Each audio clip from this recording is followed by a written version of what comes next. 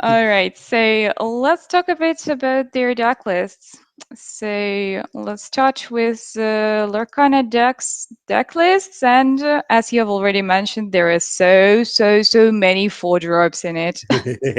The deck name says it all. How many 4 drops you want? The answer is yes, because he is running 18 of them. 18. And they're Incredible. all absolute heaters. I mean, we got Grandma Tala, one of the best stoppers of aggro. We got Hiram. You already know, we were already talking about banning the card. And then we got the Scrooge McDuck, 5/5/2 lore. I mean, if you play this guy on turn 3 with your Ram from turn 2, this is all gas all day. And then we got the obviously 4 copies of the insane McDuck Manor, absolute powerhouse in this format. Yeah, yeah, it's kind of a hybrid version between the deck that is known by the Kiwi bird's name. I guess it was created by Harlan, and it was made popular by Harlan and Autobugs.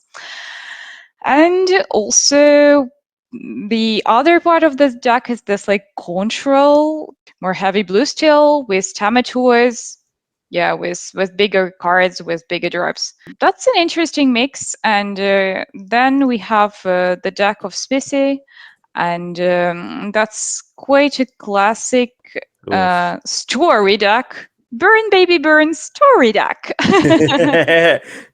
It's nice. He had a very fantastic journey to get to this. He beat, in my opinion, 2 of the greatest Lorcana players to ever play this game in Sailor and Zach Bivens with this like insanely fast steal, like getting lore out of nowhere with no interaction to be made. Just this insane deck. That's just honestly one of the fan favorites with like how budgeted it is and how good and how powerful it has been with a lot of Sapphire roaming around. I mean, we saw in his first round just absolutely outpace Sailor and just get the dub early and just get to the where he is now. It's a very fantastic deck, and I'm really excited to see what it does with so many 1 drops, so many 2 drops, just offering so much pressure early on and making sure that your opponent just can't set up like they would like to with their turn 2 ramp, with their higher, because they're going to be like 12 lore ahead of you really early, and after that you just have to catch up, and if you can't, you lose immediately.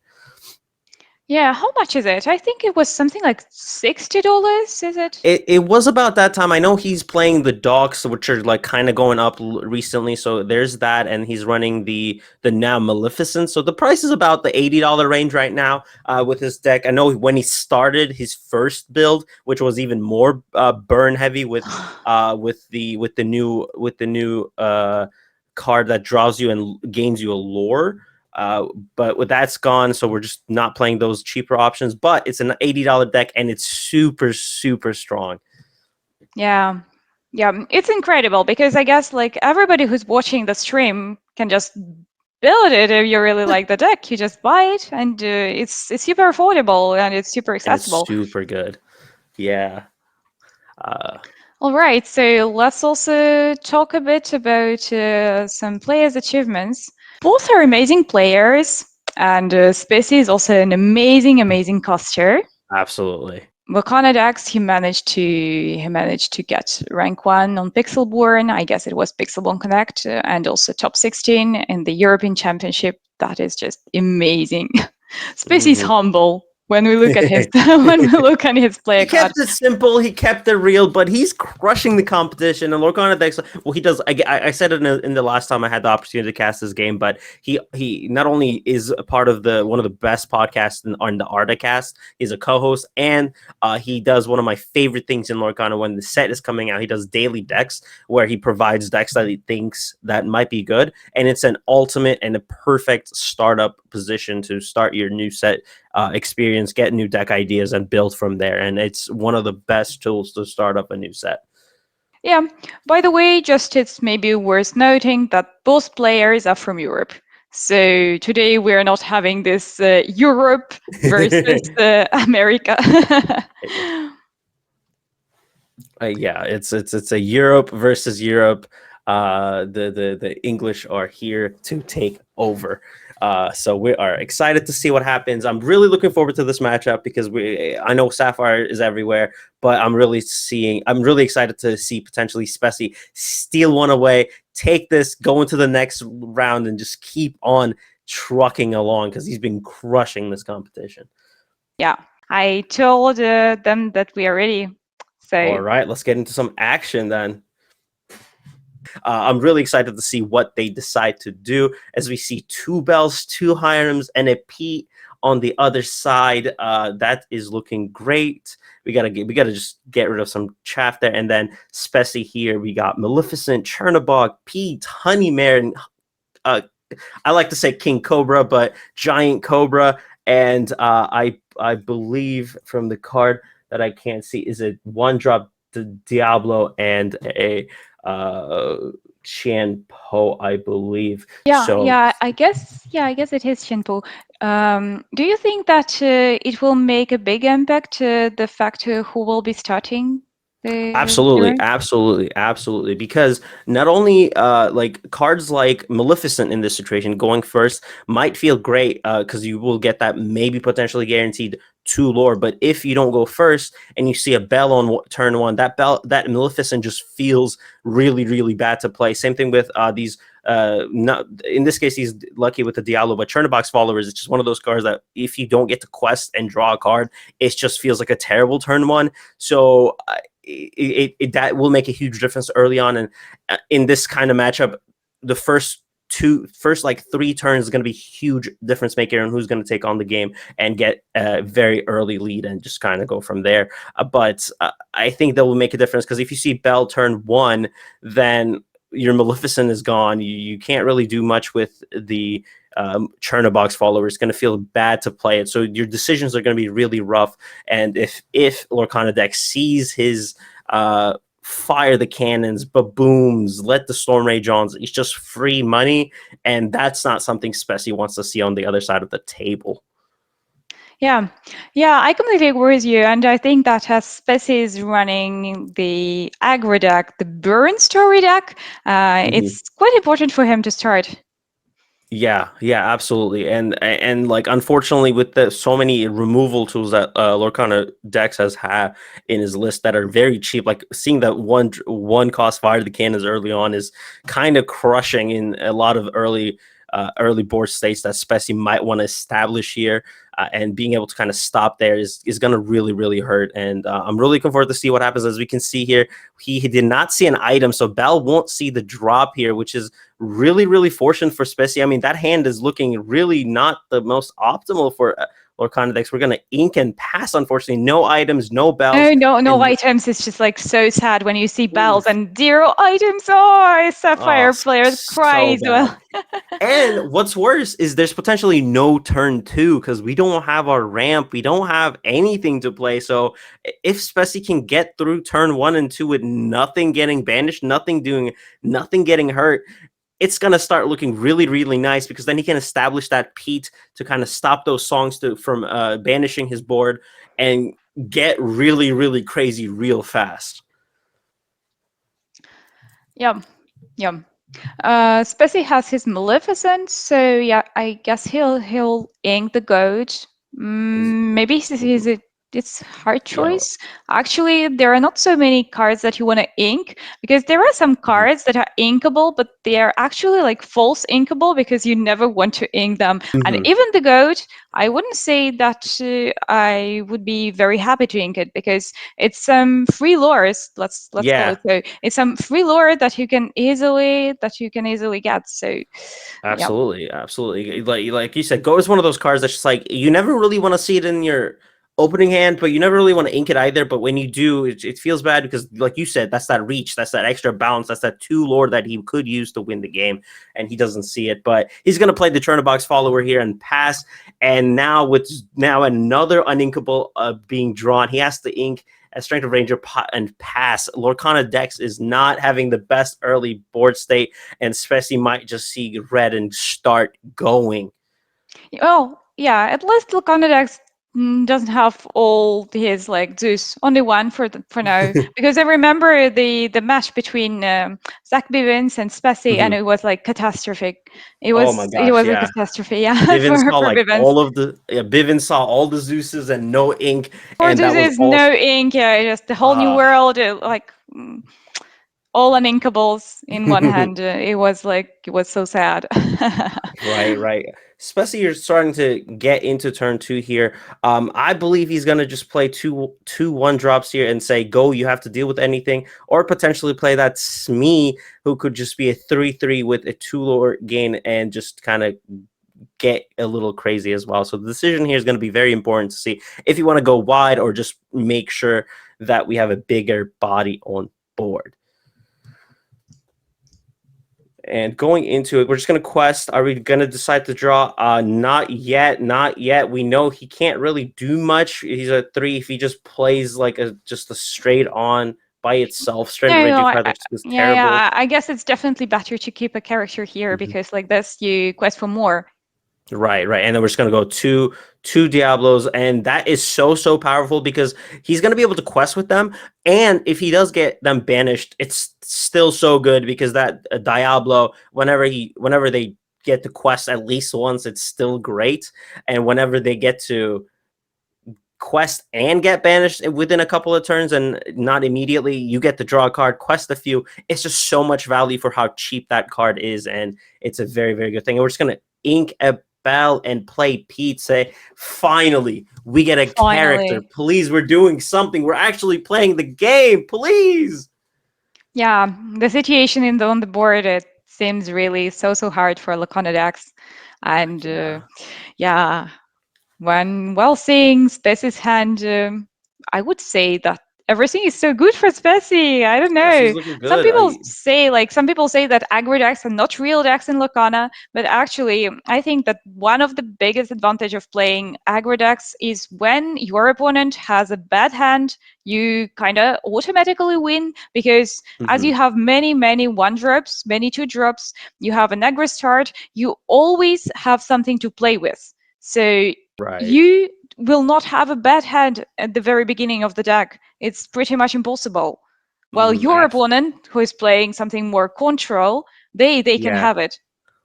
Yeah, no, you said it the best. Like, what aggro decks? I know people like to joke, say it's easy, but like the ability to just kind of like I like to say like smell blood is just like knowing that your opponent whiffed, like you said, not seeing the perfect hand, knowing when to put that pressure, when to quest, when not to quest.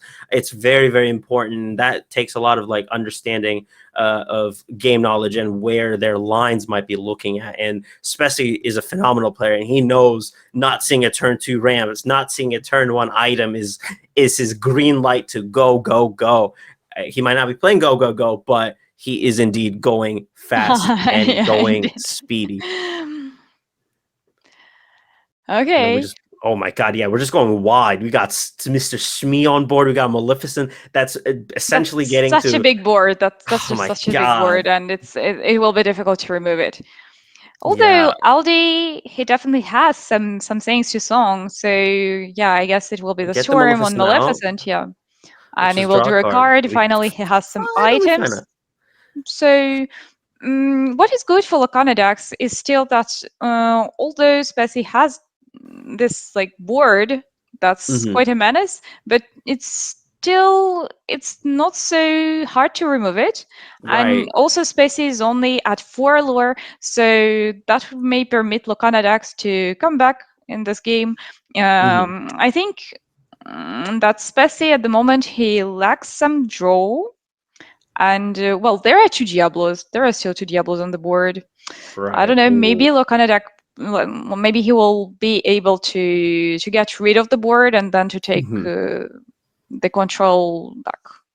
I mean, finding those two items off the top feels really good because now you can all turn on Bell and you found a sale. So technically, you could ink and get to your ramp a little bit late, but still find the answers you're looking for to make essentially stop Speci from going too fast. And like looking into Speci's hand, he has 2 Pete's and a Gathering. So it's just like Diablos kind of need to get banished here too. Help him find more answers, kind of keep the gas in the tank going. Because if not, there's a lot of threats that that Lorcana decks LD could be getting. And we're just going to ink this sale here, get to 4 ink and just pass it right away. I mean, if you're Speci, you might be starting to get a little sweat just because there's a 3/3 zone board. Turning things sideways might not feel too great because your board state is gonna get absolutely obliterated. Yeah, I think for Speci it's now the race. Like he really needs to hurry up. He's at 8 in turn 3, which isn't too bad, but I mean It's turn not 4. too bad, but It's not you maybe great. want to be like 12 or 13 if you're playing an aggro deck. Right, and that fairy ship is not most optimal. We're about to ink a Pete, play a fairy ship, and play the Pete to say, okay, this ship is gonna maybe gain me a lore, because if you decided to banish that fairy ship with 2 of your characters, that's gonna feel silly, and he's gonna get that extra lore from that fairy ship, which I believe is a great addition into this Yeah, I think Amethyst it's a Steel great deck. play. Yeah, because that's the problem. Talking about the locations, like you need to eliminate both the location and the characters. Right. And most players in this situation, I would say that they go for characters. They go for Mhm. eliminated characters, and the location stays. And many players, they tell themselves, okay, that's just a location, just one lore. It's not. It's like not so important. It's not so bad. I will just I will privilege some killing Smees and killing Pete's Mhm. because they are like they are there, they're here, they can trade, etc. But actually, yeah, the locations are quite dangerous. Absolutely. It's such a great addition, especially in this matchup specifically. The number 4 is super important. I know that jokingly his deck is how many 4s do you want, but this 4 in the fair ship is also super important because look at LD's board. Everything is 3. And last time I checked, 4 is indeed bigger than 3. So you have to invest 2 characters on it at least, or invest a whole Zeus on it. Investing a Zeus into just a 1-drop location feels miserable. And we're just going to get rid of it with 2 characters. And now there's 4 characters on board with 2, 3, 4, 5. So he's going to enter 13 lore. And that's so good. And we're finding our draw with the broom potentially if we see another character next turn. The Diablos are going to guess on a card, and we're just going to gain the 2, get to 10, and then just go quest and just go crazy. We're going to find the broom and just put so much pressure into this board. Diablos have been gaining so much lore and always establishes a threat of saying, okay, it's still going to find me more answers within the draw if you do decided to take care of them, which unfortunately LD has to do. Diablo is a very annoying card because you just have 2 bad choices. Either Mm-hmm. you let your opponent get more lore, either you Right. let him get more cards. So Yeah, it's a really tough decision. Like almost like a trolley question. Is like, I know this is a problem, but like if I do get rid of this, then I have to deal with potentially worse situations. Or if I don't deal with this, I'm already dealing with like terrible situation that I'm in already. So like maybe not the trolley, but regardless, a terrible dilemma that you have to be in.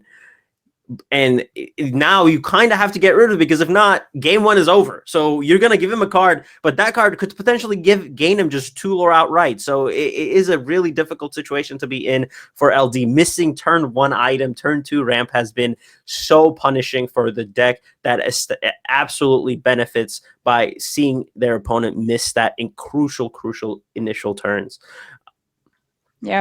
yeah, definitely. But I think that there is a group of characters. I don't know exactly what to call them. Always like sticky characters, I would say so, like Diablo and no, also Nala. Sticky, stinky characters.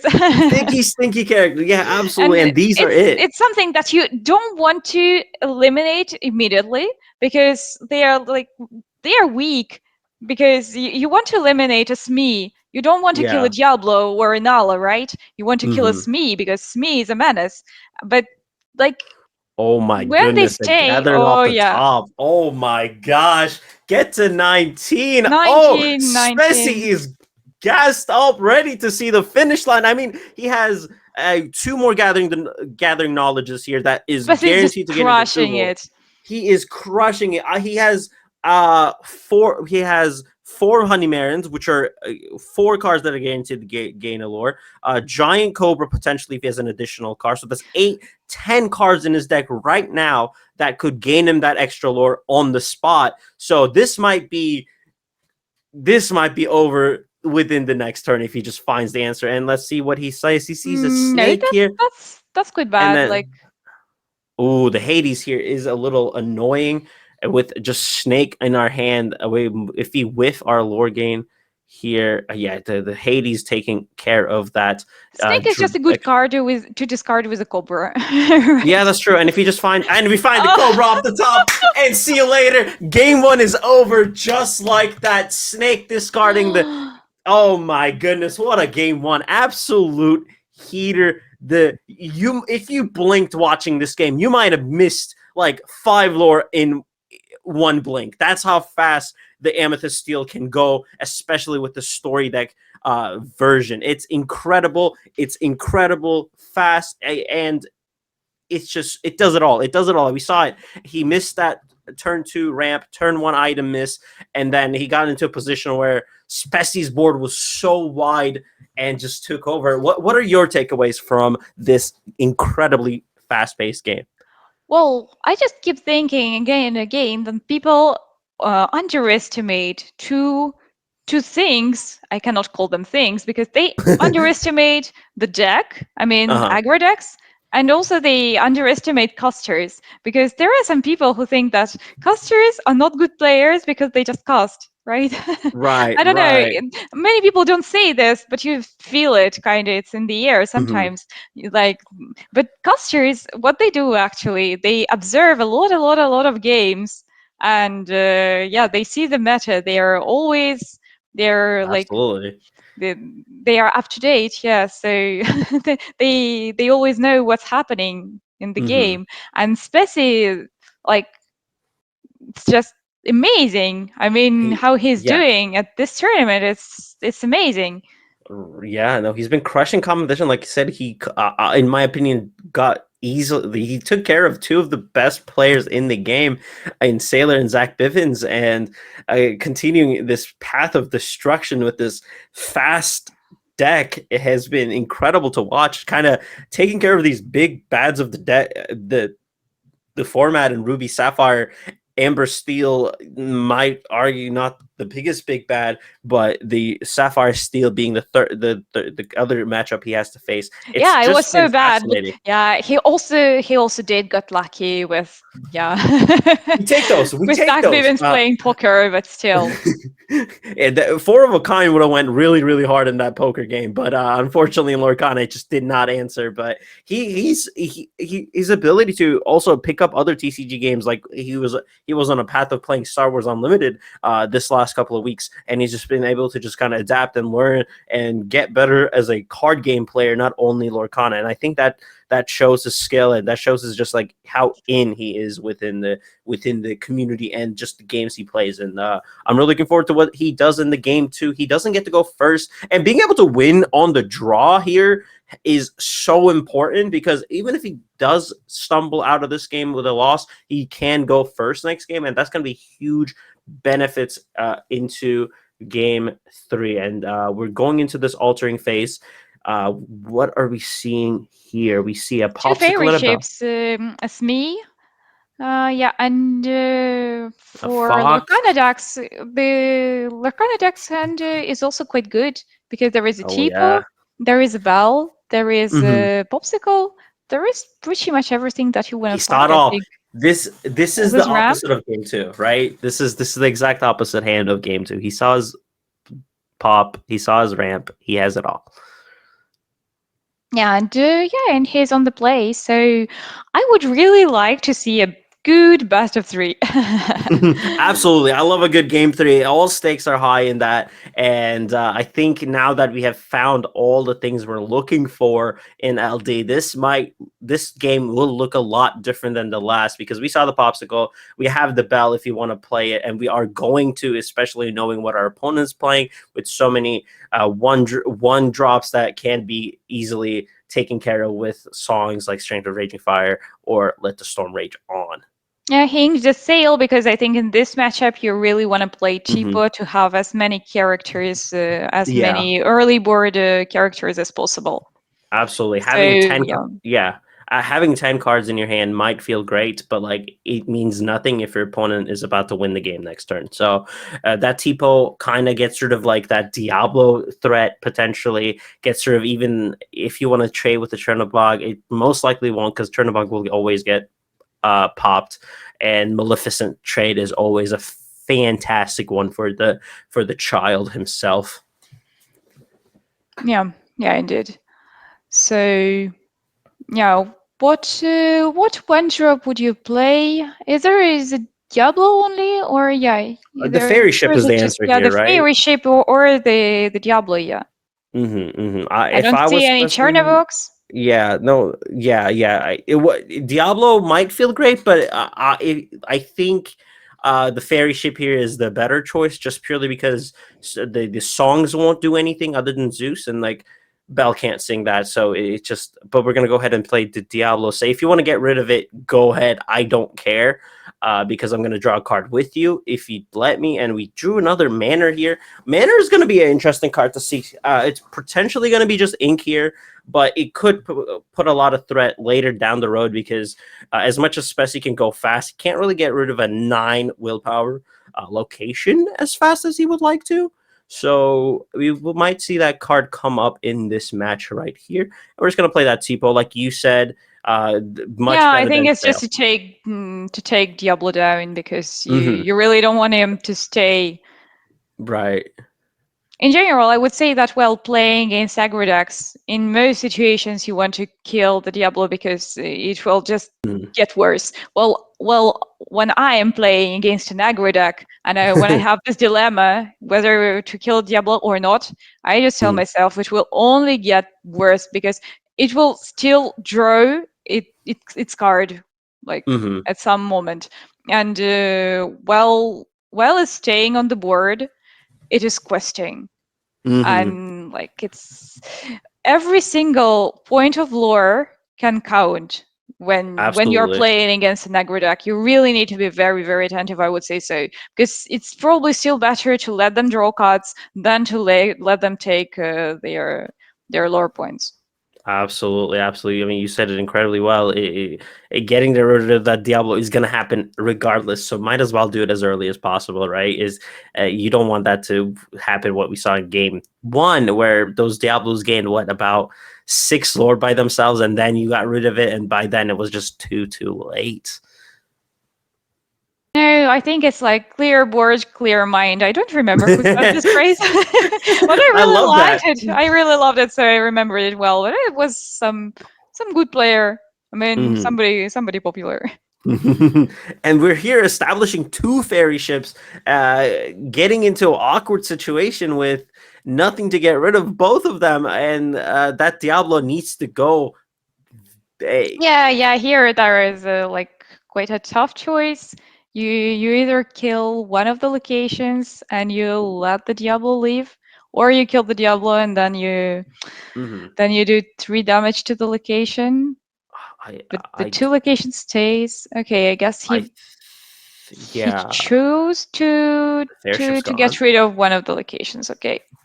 That Scrooge is super nice though, because it one shots that very ship. So yes, it gained us 1 lore, but it's not going to do much else. And getting rid of 2 fairy ships very early kind of puts it in an awkward situation where Speci has to make a decision here. What are we going to go ahead and do? We have 2 Honeymarins to potentially ink 1, but I don't know. This is going to What be is tough. Yeah, I guess what is bad here for Spec is that he's going to play out of his mana curve, like ink curve, Mhm. sorry, because he can only have 3 ink, I guess, and he Yeah. doesn't have any 1 drops left in his hand, so he will just have to play Mhm. maybe the Smee or Honey Yeah. Marine. And potentially ink the Amethyst Chromicon because like that's a card we want to play when we have no cards in hand and we're just trying to dig Mm. down to our gatherings. But if you play it too early, it's just gonna Yeah, feel bad. and it's probably too slow against Mhm. the board that Lorcana Dex currently has. So he Absolutely. inks a goat, and yeah, probably it will be Smee. It's me ahead, and And yeah, and then we quest with the Diablo because I don't see what else he can do here. I guess you need to take all the points of lore that you can. mhm. Right. Unlike the first game, he's not at the 8 lore that we saw him get to. So this is going to get to a point where the momentum might start swinging if LD can find answers and find more draw into his hand right away. But we're going to go ahead and sing Storm into that Smee. Just absolutely ruined what Speci did last turn. Just kind of essentially nullified Speci's turn there, which is not great. And that Scrooge is going to get rid of the fairy ship. And clearing up the board is exactly what LD is doing. And here, what do you think Speci can do to kind of just bounce back from this? Oh, I think it will be really, really complicated. I guess. Yeah, Draw better. draw better. Hey, yeah. It's yeah, it's really hard because Magdeck Manor is something that will also quest and quest very very fast. And at this point of the game, I guess it's Lorcana Dex, like hmm Lorcana Dex who is questing. And when you are an aggro deck and you need to kind of control the control deck, it means that the situation is bad. Well, hmm I mean, he cannot control the manor anyway, but Right. it Yeah. really seems hard. The manner is really difficult. He's going to put Speci in a really difficult situation here Oh because, my god, there is a second one.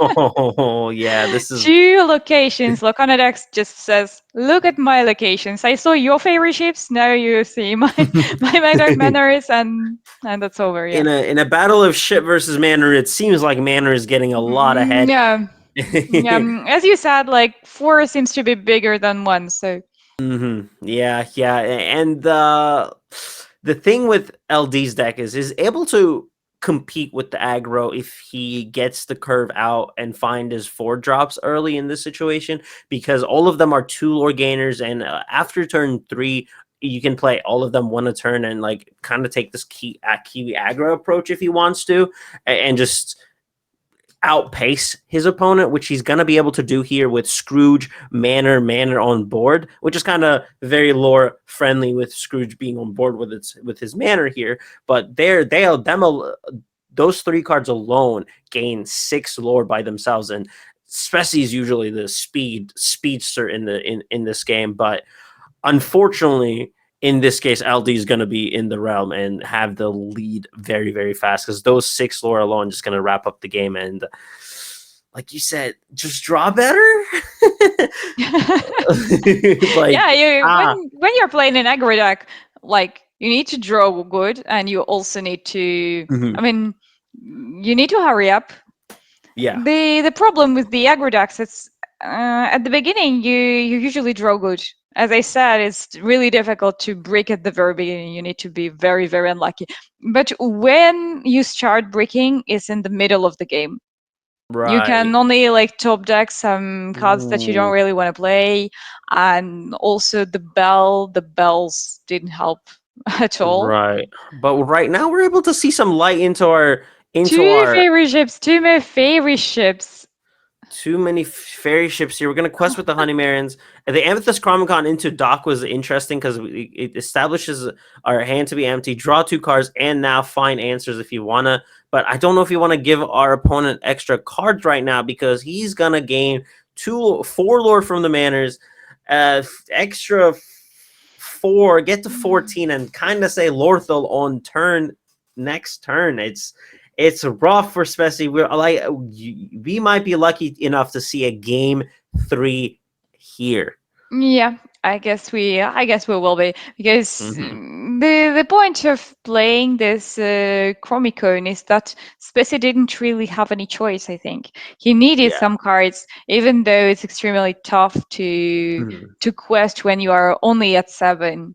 But like Yeah. the only hope, let's say so, in the situation is just to quest, quest, quest, quest. But it's like, yeah, Uh, 14. Yeah, I think that's it's not enough. Yeah, yeah, it's not it's enough. not. And Lorcana Dex, yeah, I think he wins next turn because it's, as you said, it's 4. Yep, yeah. It's more than enough. We didn't see enough foxes. We didn't see enough of that to kind of go through that, and I believe that should be it. We're gonna be able to just quest and pass, and that's all we could do because we're getting to 11. Draw into something, hopefully. Pete, that's not what we're looking for. That is not what we're looking for. Play go, get to 12, and that's all she wrote. Unfortunately, yeah, we're gonna establish Lorthal on turn, but it is game over here Yeah, as we two get. manners, it was just too much, I guess. Yeah, the two manners Two was manners are stronger than 4 fairy ships. right, and the issue with it is like, Speci unfortunately doesn't have any answers for any locations in this deck. Like he has the fox and the giant cobra that deals four damage into it, but like the manor is built with pure steel and titanium. They has a 9 willpower, and he has to put so many characters into that to get rid of it. And having 18 willpower is just something that Speci just could not and cannot get rid of. Anyway, yeah, but anyway, to be honest, I think that when you are playing an aggro deck, you don't really want to be dealing with these Right. locations, because that means that you do not quest. And Hmm. I think, as I said, like at the point where you need to control the control deck while being an aggro deck is just finished. Because even if Speci had something to deal with the locations, I'm not sure that Hmm. he would have done this, because I would say that in this case, better hand would be something like having more one drops, because you remember this turn 3 of Speci that he just played Smee, I guess, and that was, Yeah. or Honey Marine, it was something like this. Yeah. And It was a SME. Yeah. yeah, you really want to use all your ink while playing an aggro deck, Hmm. because you want to go as fast as possible and you want to play as many one drops as possible. I think so. Yeah, and he just did not find it, and yeah, No, he it just got did away not from his find it. fist. So game 3, what do you think is gonna happen? We saw LD play on the play twice now and lose a game, and pick up the next. But now Speci gets to go first, play on the play. What do you think is gonna be the game plan for LD to basically stop Speci from going too fast, too early? I guess that he wants to find the same hand that he had in the mesh before, like some bells, some objects, a tipo wouldn't hurt. Let's see. We say the Tipo. We The see a tipo, grandma, grandma, yeah. 2 Tipos, a sail. We have the ramp, but we do not have Yeah, the item here. but So I think he would just keep Tipo and also the Storm. I think yeah. he will be trying to find Bell. He's on the draw, so the chances of Hmm. finding Bell are very, very high, actually. If you hard mulligan, and yeah, I think he will maybe only keep these 2 cards to be sure to find Bell plus the object. I Yeah. have No. something like 60% to Wow. find Bell on the draw. And I think LD is on the draw now, yeah, because he Hmm. lost the previous one. And as for Speci, I guess he will be keeping his Maleficent, yeah, Chernabog, Fairy Ship, Hmm. Hmm. and don't know about the Snake.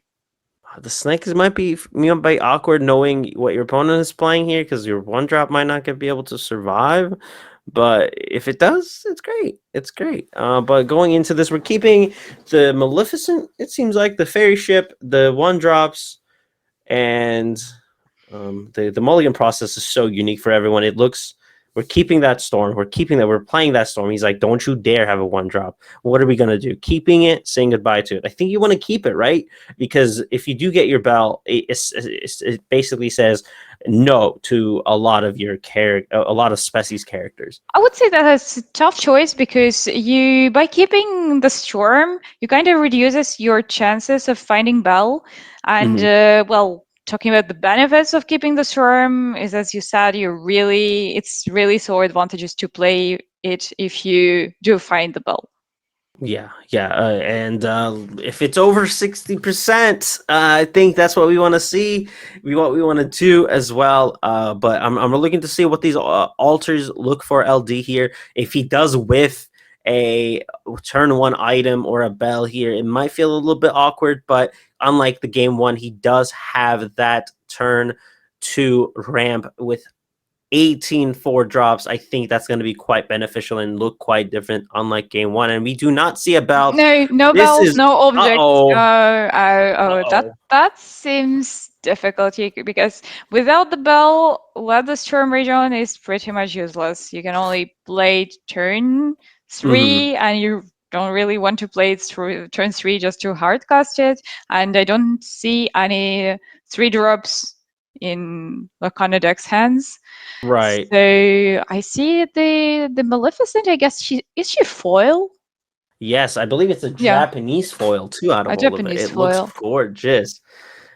We ink the sail and pass, and it feels a lot nicer when you know your opponent does not have a bell on board to go fast, go speedy, and get to 20 fast. So we are gonna just go ahead and quest and put another Maleficent on board, and let's see if we're gonna ink and play another I character think here. we'll play probably a favor ship.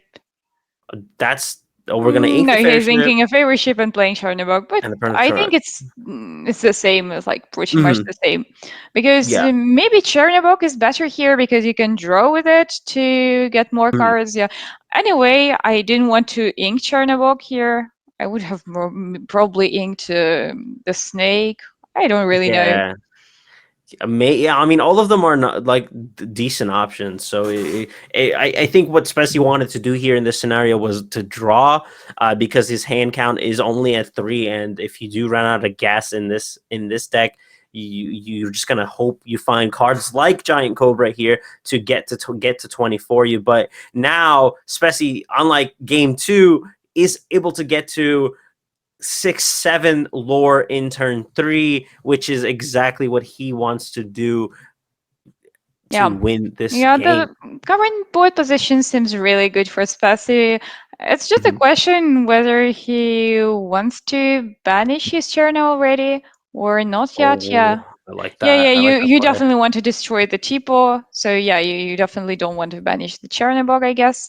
You just Hmm. quest with it and you yep. I'm just thinking it's hard to say knowing that I see this, knowing the storm region. So yeah, Hmm. that's why I Yeah. guess he's still thinking if he wants to banish his Chernobog.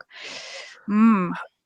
For me, I'm always team banish turn unless like it needs to be a snake target, but not like in this scenario we can see the like you said the storm right there. So it's just like you know what might happen if he doesn't, but he's gonna go ahead and keep it, I believe, and go ahead and decide what he wants to ink here. I know he you still want to get to like Yep. The amethyst. point is he can ink his Cobra, and like this, Mhm. he plays a snake and he recovers, but it's not a very good play because you really want to Oh, keep your Cobra. gathering. Get to 9. Yeah, you want to keep that Cobra because we're at 9. We're halfway there, and his opponent unfortunately hasn't really done much. Turn 4 is when he's going to unlock, and we draw into another strength here. That might go Spells to are ink. useful when you have singers to sing them. Like saying songs are useful when you have somebody to sing them, and in that case, Yeah. yeah, I guess Ooh. that's why Lacana Dax is playing his. I always confuse Donald and Scrooge. I don't know why. And we find a dog here, I'm which cursed. is Yeah, I'm cursed with it. I'm always like, oh, is it a Donald or a Scrooge? Yeah, but he definitely wants to have a character because the character can sing the song. We're gonna go ahead and quest to get to 13, quest to 13. 14. Are we gonna pop the bog this time? I don't think so, because we're gonna say, guess what? We are going to draw 2 more cards, establish a whiteboard state that you cannot get rid He of can, here. yeah, he can find a Smee or probably, yeah, another 2 And a drop. Honey Merit to just keep into your hand because you know something's going to be exerted because you have to gain that extra 1 lore. This game might just be over the next turn. And finding Crab, I mean, it's not going to do anything. We have no items in Banish. It's just not it right now. We have to do a lot of housekeeping here if you want to keep to see another day. We're going to go ahead and play a... Let the storm rage on into one of the 1-drops here, the readied one, which is really, really good here. Hopefully we can stop this because there is indeed 6 on board, exactly being Lorthal here. LD's in a lot of trouble. Yeah, it's really harsh here for LG. Mm-hmm. And Negra deck on the play with a good hand, not skipping, I think it's a very, very big trouble. Big trouble here. We have to. This is so rough. This is so rough for LD I here. just want to see. No, I don't think that he has anything in his deck to deal with it. We're gonna go ahead and ink the no grabs or stuff like this. No, grabs here wins you the game too, which is the crazy part. But no, unfortunately, people just took that People card out. don't play grabs. There are almost no aggro decks in the meta right now, so you don't really want to play grab. 12, 13. He's going to get to 19 next. I mean, oh my god. Just like that, I believe that is Lorthal on game. And with Speci 16, 18 with 2 Honey Marins to wrap this game up. Incredible stuff from Speci. What a performance. He's been on this dominant run. It's been incredible. It's been fascinating to watch. He's just been dominating with this Amethyst Steel. Just absolute underdog story. Everyone's like, there's no way he's beating Sailor. There's no way he's beating Pivots. There's no way he's beating. But he did it all. He did it all. He's doing it all. And he's rocking the game. He's rocking this tournament. Okay, so let's join the players in Discord and yeah. Yeah, thanks, mate. I'll take it. I thought when I lost the die roll, it was going to be a struggle, but obviously he drew very badly game 1, and that just gave me like that window of opportunity. I'm happy with how I played. I definitely made one mistake in game 1, which I think was quite sloppy, but apart from that, I think my mulligans were pretty tight as well. So, I mean, a lot of people that would have been watching would probably be like, why is he not playing Maleficent on turn 1? But the thing is like Maleficent on 1 is just like a very greedy approach, whereas the approach I took was just like a safety first. Like I knew, I mean, obviously at the time I had like Maleficent in hand, and I think I played Diablo on 1. I didn't know that he was also going to miss a turn 2. So obviously in hindsight, the Maleficent on 1 would have been better. Right. But like I'm assuming he's going to like at the very least hit like a Tipo or something like this, right? Or maybe he finds an item and then bells in, and the Maleficent is just not gaining as much value. Having said that, I did misplay my Maleficent quite heavily. That was like the one play I'm really unhappy with myself for doing, which was in game 1. I had like 2 Peats in hand, a fairy ship, and a Maleficent, something like this. And my whole plan from like pretty much turn 2 was my turn 4 was going to be Pete plus Maleficent, because that gives me like a guaranteed quest for 2 of Maleficent because of the no actions. But then I ended up like with my 2 Peats in hand, like not wanting to ink them. So I inked, but I think I inked Fairy Ship instead and played the Maleficent, and it just got immediately removed. And I ended up inking one of the Peats the next turn, and I definitely needed to slow down at that moment and recognize that the double Pete value just wasn't really quite there in this particular matchup. So I would have been better off inking a Pete, playing the Fairy Ship down, and then my turn 4 would have been Pete plus Maleficent, which would have applied a lot more pressure. But obviously with how badly LD drew in that game 1, it didn't end up mattering. Right. No, absolutely. But yeah, absolutely. Just seeing that, adjusting mid game is just something that I'm always fascinated by. Seeing what to do is like things are getting a little too ahead, or maybe like you said, not get too greedy, and being able to adapt. I think just shows how TCG skilled you are, and we saw it come up in this game. And again, I'm gonna hype you up and get those big, nice, juicy dubs the whole time. So congrats again. Yeah. Thank you. I also have a question for Speci. How does it feel like beating all these great decks? I'm still sad that I lost the game to Emerald Steel because I think that one I was so close to winning, and like that, I'm still a bit salty about that. I would love to have been undefeated at this point, but I'm not gonna lie. Like, if you go and watch back all of my games, like, I'm not like a believer in God, but there's definitely been like a lot of luck on my side in these games. So yeah, we'll take it. Like, all I can do is just play with the cards that I've got in front of me and do my best. And yeah, that's all I'm doing. I'm having fun doing it as well. I'm a bit anxious about the future rounds at this point though, because of the way the tournament works, where people can change their decks. Like, you know, everyone in my bracket is going to know there's a 1 in 3 chance they queue into an aggro deck, and I think that might be a bit of a weird one for me. But I'll have a think about what I do. Of course, there's the option of me. I could play a Jafar deck if I wanted to, right, out of nowhere. So definitely, it's definitely not out of the realms of possibility. So I'm gonna have a think about that now. If you bring Jafar into LC3 and just get a dub, I think that might be one of the greatest feats to ever happen in like most Lorcana stories ever. Like, that would be brilliant. Yeah, so do you have any questions for LG here? Yeah, I do. Going like when the deck list I was when I was looking at the browser. I mean, the name really got me a good chuckle with how many 4-drops you want. Yes, that was brilliant. Love it. But how did you get to that position to decide? Okay, I'm gonna run a bunch of interesting 4-drops and to see what we can do. And like Speci kind of said, you did draw on very unfortunately in game 1 there. But what was the game plan going into this matchup, and why did we come up with those decisions to play Scrooge, a bunch of 4-drops essentially, the Manor Scrooge, Grandma Tala, and the other interesting with the 5-drop Beast Hard-Headed? Yeah, so the deck list was kind of like hedging against. I looked at sort of what decks were left in the bracket, and I had a pretty high chance of playing into something blue, and I just wanted to have a bunch of like pretty big stuff. And I guess the main way I'm interested in playing, the main way I want to play blue steel at the moment is just like protect the mana. Like, I think mixed up mana is one of the most important cards in the entire metagame at the moment, and I'm basically just interested in going do something on turn 1, ideally play a bell, or if not, just play a Pulp School Forge Sphere. Ramp on turn 2, play a 4-drop on 4. On 5, on your 4th turn with 5 ink, you pay your mana and you sing with your 4-drop a Zeus on something, and you have this, like, you're suddenly staring at a random Tipo Dork, a Scrooge, and a mana, and you can just protect the mana so well from there. So it sort of enables you to play this, mid-rangey type.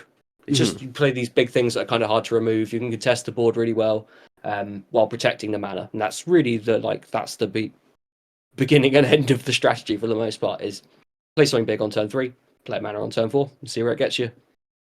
Yeah, no, we saw the mana protection work. The mana insurance always worked out for a lot of these. It did work in game 2, yeah. Yeah, it did work. We saw the 2, and then Speci just couldn't get there with 18 willpower. Just no shot. Speci's deck could get rid of 18 willpower at once. Yeah, it's a rough one for his deck. Oh no, but other than that, I mean, like, I know you kind of wanted to see the matchup go, like, the matchup heavy deck building here, but going into like potentially in just general fields, is this a deck that you'd be confident in going into like an unknown field, or is this more of a build that you were just like, I'm just gonna beat Sapphire and kind of get big bodies, protect my mana, my house, and get the dubs?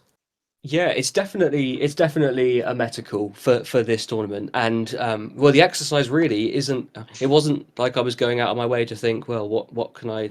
Like, spending a long time scientifically deck building. What can I play that's going to have the best shot into this field? At this point, the exercise was mostly like, how can I play blue steel in a way that is bearable to me? Because I really dislike the color combination. I've been reasonably vocal about it. Yeah. I don't think I have the kind of mind to lock into one color pair for multiple weeks of a tournament, because I bounce around all the time. It's one idea to the next. It's always something else. I play one deck, I see its flaws, and that makes me want to build something totally different that kind of exploits that flaw.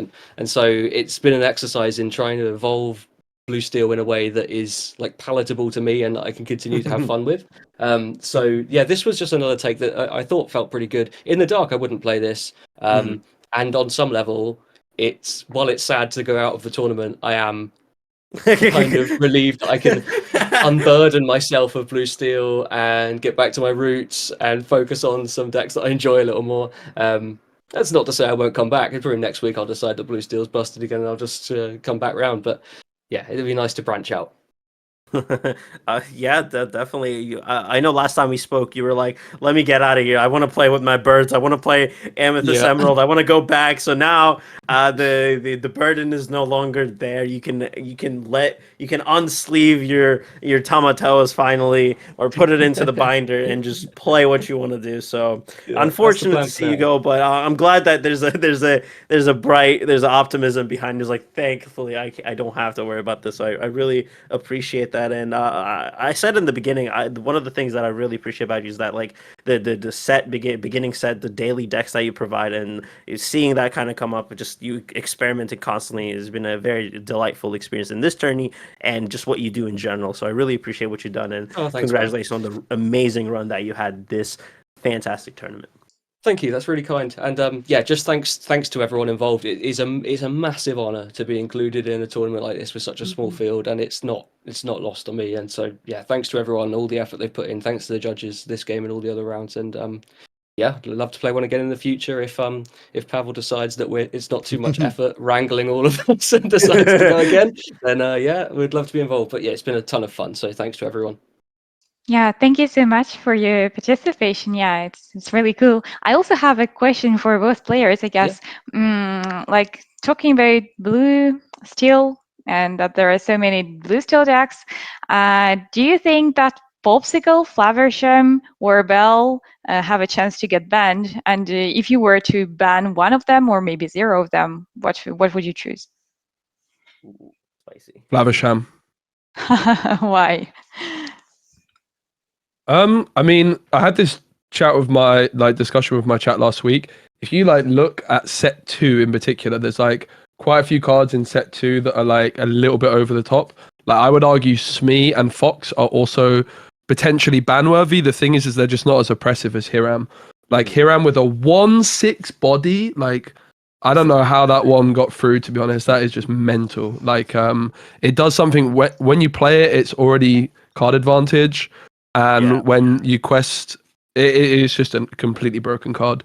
I'd be pretty surprised if it doesn't get banned. I would imagine it won't happen this set. I would anticipate when we had the Bucky errata, it coincided with the release of the new set. But personally, I would love to see it sooner because I think this meta is absolute garbage. And I would really implore Ravensburger to act quickly. Yeah, I would. Oh, sorry, I didn't mean to cut you off. Go ahead. Oh no, go ahead. I would agree. It's something I've thought about a lot. Is what do you? It's obvious that there is an issue with Sapphire, but the question is what do you hit?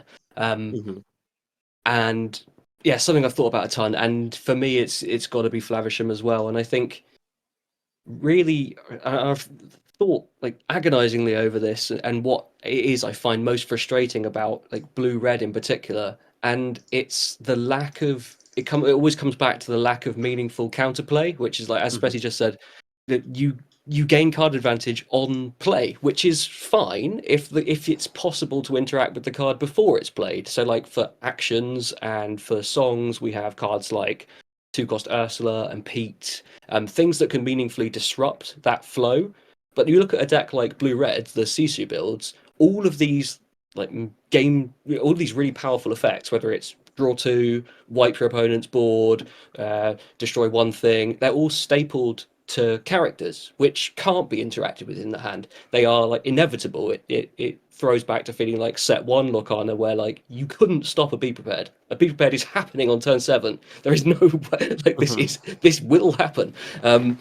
So yeah, I think the game has got to this really nice interactive place, but all of these powerful on play effects, they really need, I don't know, that to me that's where the issue is, because of the innate lack of counterplay. So after thinking about it for ages, it's got to be the Rat. I've never been a fan of him. Yeah, Yeah, that's drawing where us I'd too look. many cards. Everyone's tired of it. Like even the Sapphire players are just like, yeah, this is getting too crazy. Let's just not have to deal with this anymore. Like, And why does he have 6 willpower? I don't understand. it's silly. It's I so think they much. just random number generated that one. Honestly, they're just like it could be any Not number, idiot. but he got 6, so oopsie. I think like if you look at most Lorcana cards, I think the game's really well balanced. Mhm. But I had this conversation with my chat the other day. If you look at set 2, there's definitely some outliers. Like I say, I think Mr. Smee, very Yeah. ban-worthy card. Fox, very Yeah. ban-worthy card. But the thing is that they're not like having this like oppressive impact on the meta, which Flavisham really enables these incredibly consistent and powerful decks. Like for example, Ruby Sapphire, right? Like Ruby Sapphire is a deck which should inherently be very weak to discard strategies, for example. But it's not even that weak to discard strategies because Hiram just can bail you out at any moment, and it's so hard to remove from the board as well. Yeah, it's Absolutely. actually a bad matchup for this purple emerald discard, for example. Yeah. The control version of Ruby Sapphire, man. It's With it's Cissus. crazy. Yeah, It's crazy it's a how bad much matchup. matchups it just gets rid of, right? Like it's crazy. Yeah, true. But don't you think that if we ban Hiram, that Diablo will become the next target, and it will be like too oppressive? I think the thing is if Hiram gets nerfed, the whole meta completely and utterly opens up because I don't think it's like Sapphire decks are suddenly going to be bad either. Like you're just going to have to explore other card draw options in Sapphire, right? Like for example, in Sapphire Steel, you might find yourself going down the route of Dock. Maybe also like Sapphire Amethyst suddenly becomes a much more interesting color combination to explore because you actually have a reason to pair Sapphire with Amethyst to look for that inherent card draw that Amethyst has. So I think it would be super fascinating. I think it would turn what is, in my opinion, the worst meta we've ever had in Lorcana into something really exciting. If they do it mid-season, but historically with the Bucky one, I think that they said that moving forwards we can expect stuff to happen at the start of like new sets, but there's no DLCs happening, so I don't think there's any reason really not to just pull the trigger and get rid of him now. But we'll see. Oh, yeah, I still expect something probably to get nerfed, maybe at the beginning of set 8. I don't know about the middle of the set. It does seem quite weird to me. Get it gone. Get him gone. Just get rid of it. Something has Give to us a change. date. Give us an waiting. execution date, and we'll be happy. We'll be there. We'll be there. Honestly, the meta is like I have to say, like watching Sapphire mirrors for me, it's like Tough. we had like the Diablo meta, which I have to say with Bucky, I did not enjoy casting like Diablo Emerald Steel, and I was quite vocal about that. But like I also think that watching like endless Sapphire battles, it's not that interesting either. And I think that like the way the game is at the moment, where there aren't any official events happening, you know, like there's a bit of negativity surrounding the game in that sense. I think the game like would be given a real interesting breath of fresh air if some mid-season changes were to happen. So we'll have to wait and see. I would be surprised if Hiram is still around at the start of the next set, but I hope they can do it sooner. I really do. All right, Yeah, thank you so much. Any shout outs? Or sorry, yeah, please, yeah. I was wrap just it going to up. add one more thing. You made a really interesting comment about Diablo that I wanted to speak on really quickly, if that's cool with everyone. Yeah, definitely. Yeah. Please. I think that it's a really, really good observation that it's basic. Like the Sapphire decks are kind of the primary thing enabling like or holding Diablo back at the moment, and it would be like if any changes happened that pushed these Sapphire decks down, like Diablo's a card you have to keep an eye on. That's kind of always true. It's a real powerful card, but for me, that's one of the mitigating factors is right now loads of stuff that cleanly answers a Diablo is like close to unplayable because anything that efficiently answers Diablo is just a brick against red blue, and so you can't really like if you look at cards like fire cannons or something like should be a pretty evergreen cheap removal thing that you see plenty of around as one or two of but like you can't really put that in your deck at the moment like against the most prominent matchup it's just going to do like basically zero. So I think that, yeah, just as kind of, it will be easier to adapt. Like Speci says, it will be a whole new deck building environment. If something did happen, it would be, yeah, it's you get to find complete new answers to things. So while I'm scared of, while Diablo always puts fear into me, I think that it could be answered. But yeah, I don't know.